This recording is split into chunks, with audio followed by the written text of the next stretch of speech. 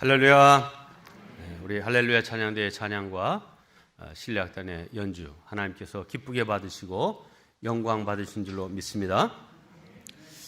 할렐루야 찬양대의 찬양을 듣는데 왠지 봄이 느껴지는 것 같았어요. 저만 그랬나요? 그렇게 느끼셨죠? 네. 2월의 첫 주일 봄의 기운과 함께 성도님들의 삶에도 또 얼굴에도 환한 웃음꽃이 피어나기를 주님의 이름으로 축복합니다. 오늘 말씀의 제목을 함께 하겠습니다. 입과 귀의 신앙에서 행함의 신앙으로. 오늘 우리가 봉독한 말씀은 산상수훈의 결론부에 해당되는 말씀입니다. 예수님이 주신 이 산상수훈의 말씀은 세상 모든 사람들에게 주신 말씀이 아니라 나름 주님을 따르겠다고 주님 앞에 나선 제자들에게 주신 말씀입니다. 산상수훈의 시작을 보면 이것이 명확합니다. 산상수훈의 시작인 5장 1절과 2절을 보면 이렇게 되어 있습니다. 예수께서 무리를 보시고 산에 올라가 앉으시니 제자들이 나온지라 입을 열어 가르쳐 이르시되. 자, 그러니까 산에 올라가 앉으시니 제자들이 나왔고 그들에게 말씀을 가르쳤다. 그래서 8장 첫머리에는 예수께서 산에서 내려오시니 이렇게 되어 있어요. 그러니까 5장, 6장, 7장은 예수님의 말씀은 빨간색으로 이렇게 인쇄된 성경이 있죠. 그래서 5장, 6장, 7장은 전체가 다 빨간색으로 되어 있는 것을 보실 수 있습니다. 자, 제자들에게 그냥 믿지 않는 사람들에게 주신 말씀이 아니라 믿음을 가진 사람, 나름 제자라고 하는 사람들에게 주신 말씀, 이것이 산상수훈입니다. 그런데 오늘 첫 번째 주제의 말씀은 믿음과 행함의 갈등 문제입니다. 오늘 말씀을 준비하면서 저는 본문의 의미를 어떻게 정확하게 우리 성도들에게 전할 수 있을까 하여 시간도 많이 들이고 나름 고민을 하고 해야 되는지 하여튼 많은 애씀을 통해서 오늘 말씀을 준비했습니다. 예수님께서 하신 말씀이 심각한 말씀이기 때문입니다. 21절을 보면 이렇게 되어 있습니다. 나더러 주여 주여 하는 자마다 다 천국에 들어갈 것이 아니요 다만 하늘에 계신 내 아버지의 뜻대로 행하는 자라야 들어가리라. 네, 이 말씀을 듣고 보는 순간 여러분의 마음속에는 이런 질문이 생길 겁니다. 아니 목사님, 우리가 구원받는 것은 믿음으로 말미암아 구원받는 거 아닙니까? 그런데 예수님께서 이렇게 구원과 관련해서 행함이 있어야 구원받는다고 하신 이 말씀을 우리가 어떻게 받아들여야 합니까? 믿음을 가졌어도 선한 행위가 뒷받침되지 못한다면 구원받지 못하는 겁니까?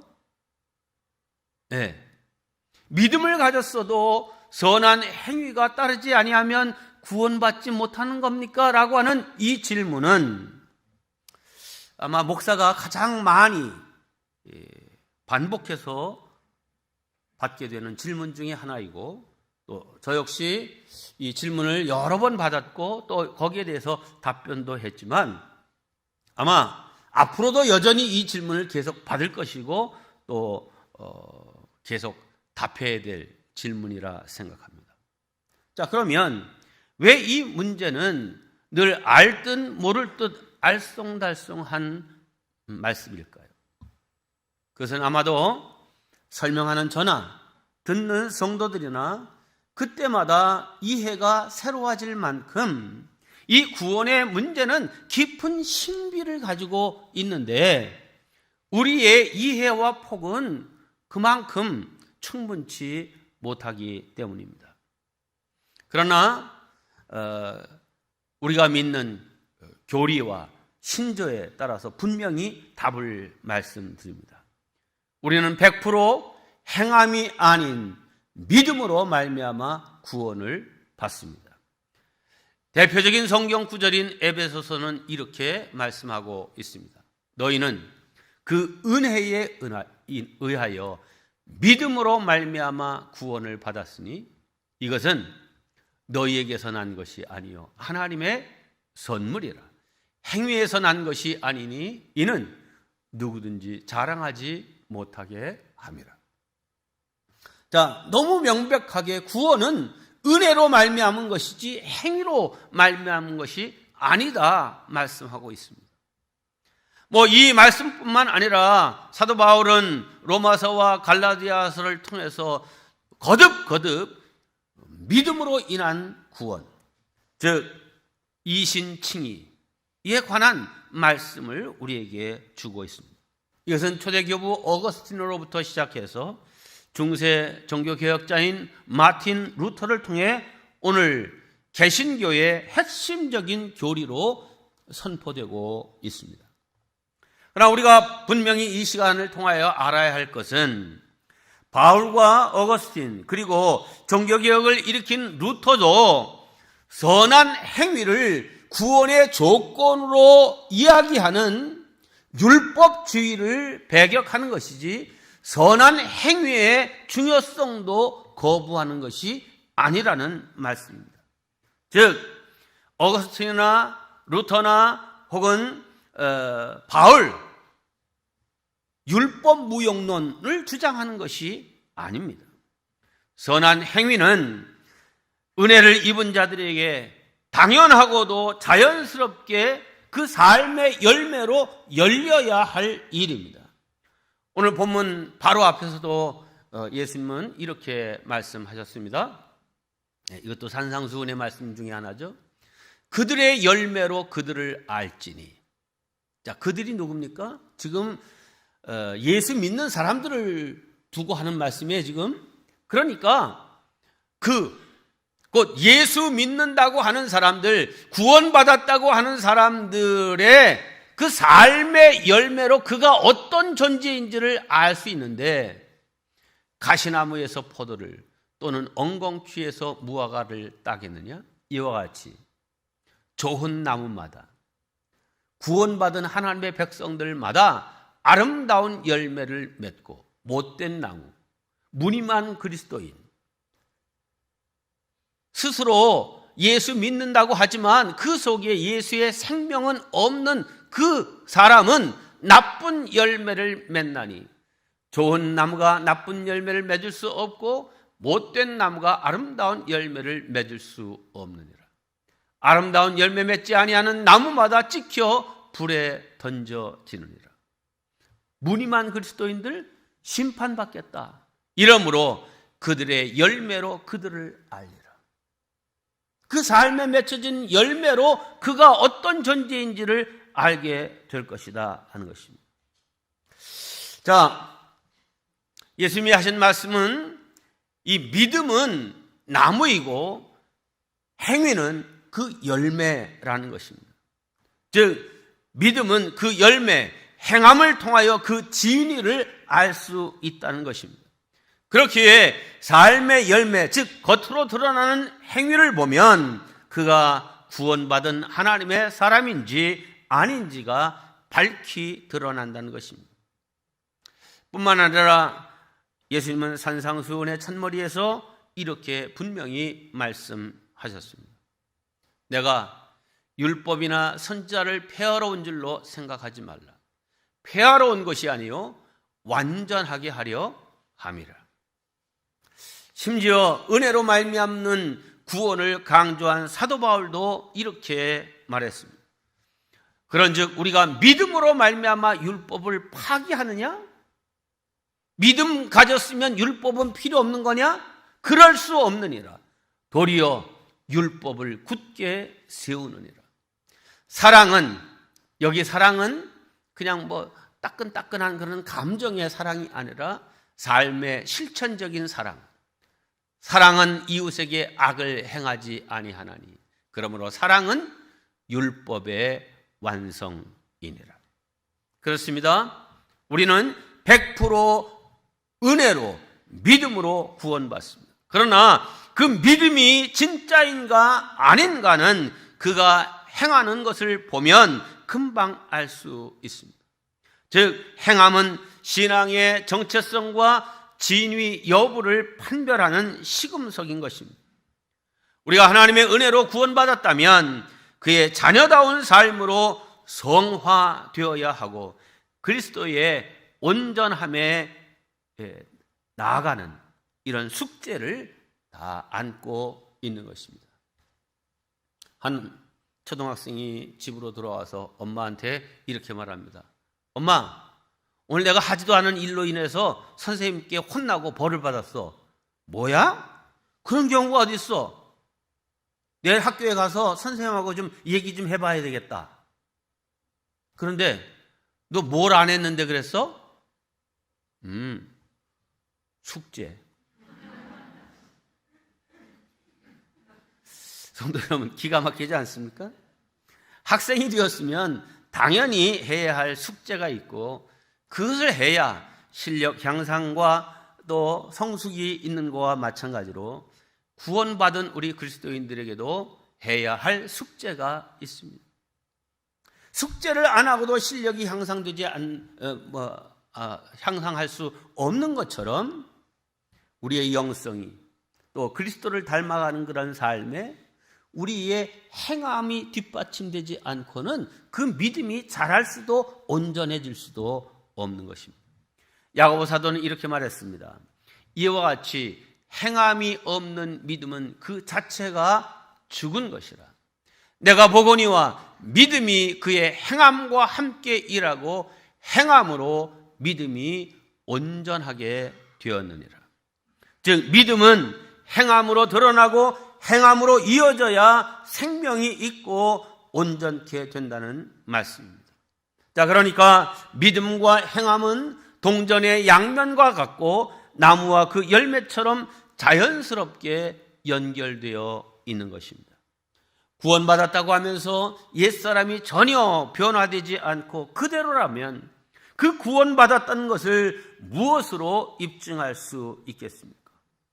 그냥 믿기만 하면 되는 겁니까? 아닙니다. 그렇게 값싸게 구원받을 수는 없습니다. 독일의 유명한 신학자요 30대 젊은 나이에 나치에 의하여 순교한 본회포 목사님은 이렇게 말했습니다. 십자가를 지지 않는 구원은 값싼 구원이다.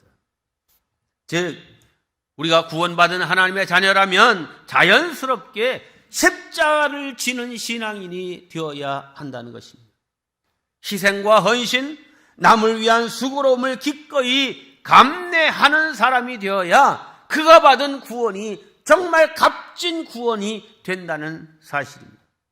그래서 오늘 말씀은 어떤 사람에게는 기쁨을 주기보다는 도전과 근심을 주는 말씀이 될 수 있습니다. 왜냐하면 말씀대로 살려고 하는 참 그리스도인에게는 그래 주님의 말씀대로 살아야지 하는 이런 도전과 기대감을 주는 말씀이지만 그저 무늬만 그리스도인으로 살려고 하는 사람들에게는 이 말씀이 그런 사람? 나 너 모른다. 너 나하고 상관없다 하는 이 말씀이 근심이 되고 참 어려운 말씀이 되는 것입니다. 사실 듣는 것으로만 끝난다고 하면 고민할 이유도 없죠. 자, 그런데 그 들은 말씀에 대해서 헌신과 순종이 따르지 않는 사람에 대해서는 난 너 도무지 알지 못한다. 엄한 심판을 하시겠다 하시는 겁니다. 자, 그러므로 우리의 들음과 또 행함이 온전히 함께 가는 신앙의 사람이 되어야 할 것입니다. 이 비유를 여러분이 들으시면 조금 더 이해가 잘 되리라 생각합니다. 영국 스코틀랜드의 한 호수에서 이제 건너편으로 작은 배로 승객을 실어 나르는 한 노인이 있었습니다. 그 노인이 젓는 이 한쪽 노에는 믿음이라고 하는 글이 쓰여져 있고요. 다른 쪽 노에는 실천이라고 하는 글씨가 새겨져 있었습니다. 한 승객이 그 노예, 믿음, 실천 이렇게 쓰여 있는 글씨를 보고 좀 의아하게 여겨서 이게 무슨 말입니까? 하고 이 노인에게 물었더니 이 노인이 자 한번 보십시오 하고는 이 믿음이라고 하는 노를 힘차게 저었습니다. 했더니 이 배가 그 자리에서 빙 크게 원을 그리면서 그냥 돌고 제자리에 있는 거예요. 그리고 이제 실천이라고 하는 노를 젓기 시작했습니다. 그랬더니 이 실천이라는 노를 젓자 이 배는 반대 방향으로 큰 원을 그리며 제자리에 돌고 있었습니다. 이제 이 노인이 믿음과 실천이라고 하는 두 노를 함께 젓자 배는 앞으로 물살을 가르며 쏜살같이 나아갔습니다. 노인은 별다른 이야기를 하지 않고 승객을 향하여 엷은 미소를 지어 보였습니다. 그렇습니다. 바로 기독교인의 삶은 이런 것입니다. 믿음 없는 행위, 행위 없는 믿음, 이 모두 다 제자리를 맴도는 배와 같은 것입니다. 참된 신앙은 반드시 믿음과 실천이 조화를 이루어야 합니다. 오늘날 그리스도인들에게 정말 필요한 것은 믿음의 실천입니다. 행함이 없는 믿음은 언어의 유희일 뿐인 것입니다. 두 번째 우리가 함께 나눌 주제는 행함이 없는 말뿐인 믿음의 허상에 관한 것입니다. 오늘 본문 22절과 23절은 이렇게 말씀합니다. 그날에 많은 사람이 나더러 이르되 주여 주여 우리가 주의 이름으로 선지자 노릇하며 주의 이름으로 귀신을 쫓아내며 주의 이름으로 많은 권능을 행하지 아니하였나이까 하리니 그때에 내가 그들에게 밝히 말하되 내가 너희를 도무지 알지 못하니 불법을 행하는 자들아 내게서 떠나가라 하리라. 저에게 감동을 준 책 가운데 하나인 제자입니까를 쓴 아르헨티나의 후안 카를로스 오르티즈 목사님이 계십니다. 이 목사님이 성공적인 목회를 통하여서 교회가 크게 부흥하고 가까운 곳에서뿐만 아니라 아주 먼 데서부터도 이 카를로스 목사님이 목회하는 교회로 사람들이 몰려들었습니다. 이런 모습에 한 기자가 이 카를로스 목사님을 이제 인터뷰하게 되면서 목사님, 교회가 크게 부흥돼서 참 좋으시겠습니다. 이렇게 말씀드렸더니 그때 목사님이 이렇게 대답하셨습니다. 우리 교회 옆에는 공동묘지가 있습니다. 하루에 평균 3구의 시체가 들어옵니다. 1년이면 1000개의 묘지가 새로 생기는 셈이죠. 그런데 아무도 공동묘지를 부흥했다고 말하지는 않습니다. 우리 교회에 교인이 많고 또 많은 사람들이 들어오지만 영적으로 거듭난 제자가 되어 그 속에 예수 그리스도의 생명이 없다면 그 사람들이 많이 온 것으로 인하여 부흥이라고 할 수는 없죠. 네, 우리에게 도전이 되는 말씀 아닙니까? 우리 안에 정말 예수님이 살아 계셔야 합니다. 우리가 평생을 예수님 믿는다고 했고 또 주의 이름으로 가르치고 설교하고 봉사했는데 심지어 주님의 이름으로 귀신을 쫓아내고 병든 자를 고치기도 했는데 주님께서 마지막 심판날에 나는 널 도무지 알지 못하겠다 이렇게 말씀하신다면 이게 얼마나 두려운 일입니까? 오늘 말씀을 보면 여기 예수님을 주라고 시인한 사람의 신앙이 어느 정도인지를 가늠해 볼 수 있는 표현이 나오고 있습니다. 여기 그냥 주여 이렇게 부르지 않고 주여 주여 2번이나 거듭 반복해서 주님의 이름을 부르고 있습니다. 이것으로 볼 때 이 사람은 상당히 열정적인 신자라고 하는 생각이 듭니다. 또한 이 사람은 주님의 이름으로 사역도 열심히 한 것 같습니다. 귀신을 쫓아내기도 하고 주님의 이름으로 많은 권능을 행했던 것도 사실입니다. 그리고 선지자 노릇을 했다는 것으로 보아 말씀을 선포하는 사람이었던 것 같습니다. 오늘날로 치면 목사인 거죠. 자, 그런데 문제는 목사의 직분을 가졌던, 교회의 장로의 직분을 가졌던, 교회의 중직자라고 하는 그 직분을 가졌다 할지라도 또 그런 상황에서 말씀을 잘 가르치고 교사도 하고 찬양대도 하고 여러 모양의 봉사를 했다 할지라도 난 널 모른다, 이렇게 하실 수 있다. 목사를 향해서도 거짓 선지자도 그렇게 한다, 이렇게 예수님이 말씀하셨습니다. 마태복음 24장 24절에 이렇게 되어 있어요. 거짓 그리스도들과 거짓 선지자들. 우리나라에 자기가 메시아라고 얘기하는 사람들이 얼마나 많아요? 거짓 선지자들. 자기는 다 참된 선지자라고 얘기하지만 하나님의 관점에서 볼 때 거짓 선지자들. 그들이 일어나 큰 표적과 기사를 보여 할 수만 있으면 택하신 자들도 미혹하리라. 그러니까 가짜들도 이런 표적과 기사를 보일 수 있다는 것입니다. 그들은 주님의 이름을 공개적으로 불렀지만 주님은 그들을 도무지 모른다고 하셨습니다. 이유가 무엇입니까? 그들의 고백을 거부하신 이유는 말로는 주님의 이름을 불렀지만 그들의 삶은 거짓으로 가득 차 있고 그들의 믿음이 바른 행실로 연결되지 않았기 때문입니다.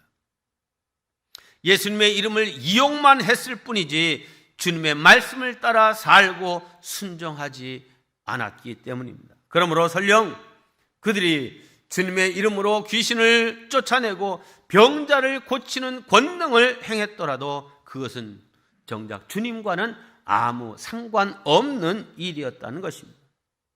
누가복음에서도 예수님은 이렇게 말씀하셨습니다. 너희는 나를 불러 주여 주여 하면서도 어찌하여 내가 말하는 것을 행하지 아니하느냐. 그러니까 말이 번지를 하고 겉으로 드러나는 것이 굉장한 것 같아도 실상 주님과 아무 상관없는 그런 일을 하는 사람들이 교회 안에 많이 있다 하는 것이죠.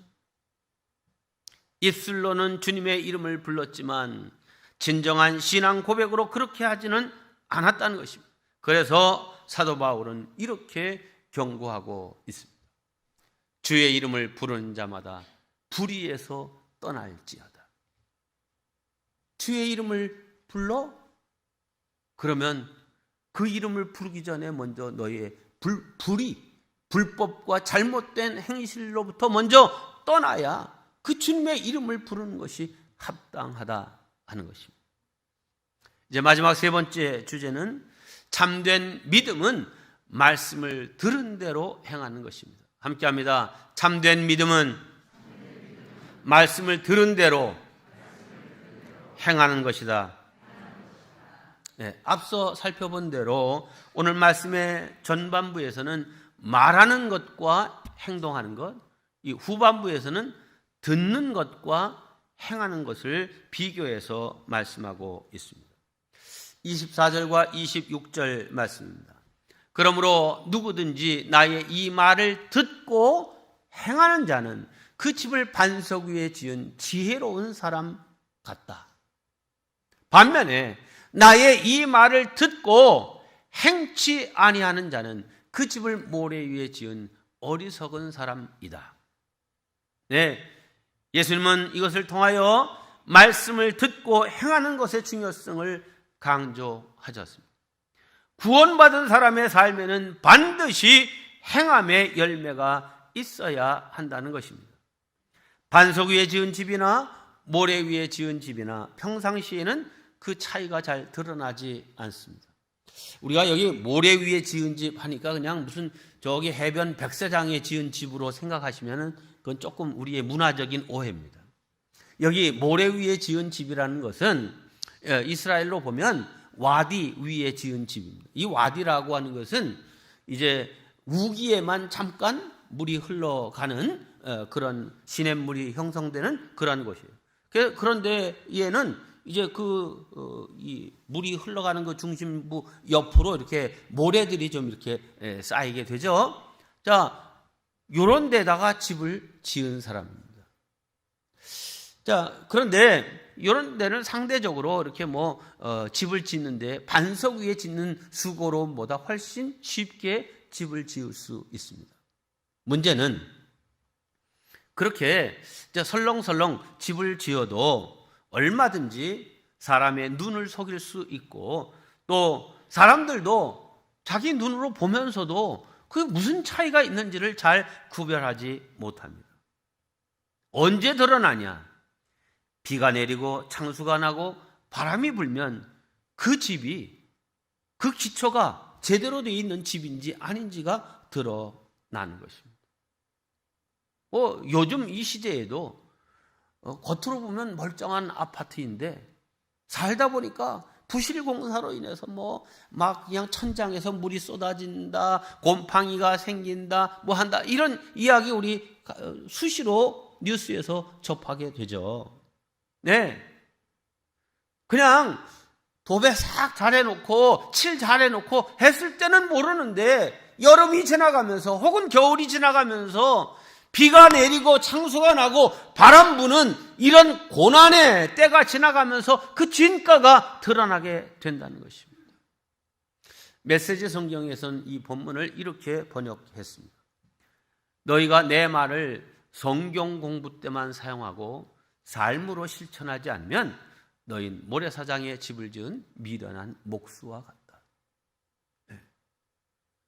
성경은 성경 공부를 위해서 우리에게 준 책이 아니라 이 성경은 우리가 그 말씀을 보고 듣고 삶으로 실천하라고 주신 책인 줄로 믿습니다.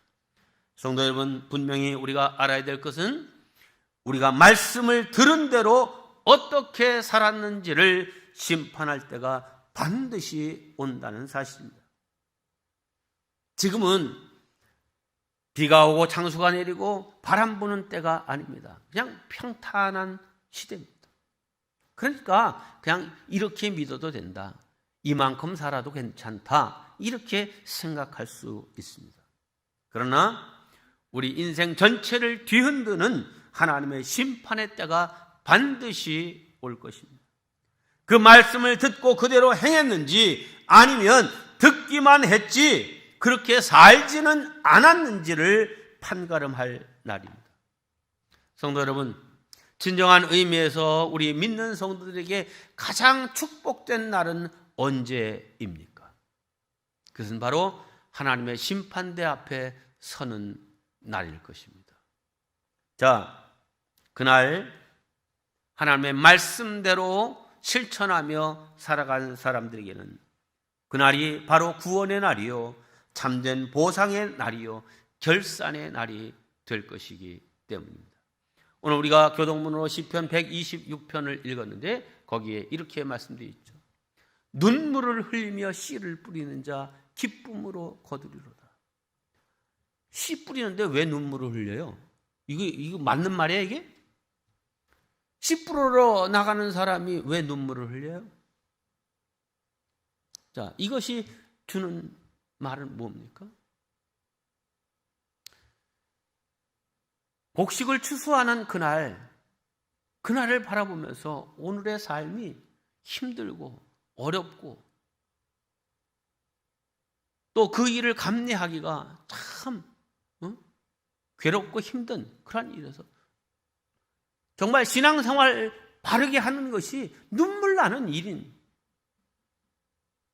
그래도 그렇게 살아야 알곡 신자로 하나님의 창고에 들여질 것이라고 하는 믿음 가지고 울며 씨를 심고 뿌리러 가는 자 반드시 기쁨으로 그 곡식단을 가지고 돌아오리라. 하나님의 천국 창고에 들어가는 날이 올 것이다 하는 것입니다. 결론의 말씀을 드립니다. 우리는 지금 종말의 시대를 살고 있습니다. 이때에 우리 교회와 성도들에게 주어진 지상 과제는 삶과 행함으로 스스로의 믿음을 증명하는 일입니다. 지금 세속 사회가 반기독교적인 정서가 굉장히 높아졌죠. 이유가 뭡니까? 그것은 실은 귀로만 듣고 입으로만 주여 주여 하는 거짓 신앙인들이 너무 많기 때문입니다. 참 믿음을 가진 사람은 신앙과 은총에 의지하여 현실의 죄악과 탐욕과 부패를 극복하고 아름다운 삶의 열매를 맺으며 살아가야 합니다. 그래야 스스로 나는 믿음으로 구원받은 하나님의 사람임을 증명하는 것이 되는 것입니다. 우리 모두 삶의 아름다운 행함의 열매가 있는 참 믿음의 사람들이 되어서 주님께도 인정받고 세상 사람들로부터도 존귀히 여김을 받는 우리 꿈마을 엘림교회와 우리 교회에 속한 모든 성도들 되시기를 주님의 이름으로 축원합니다.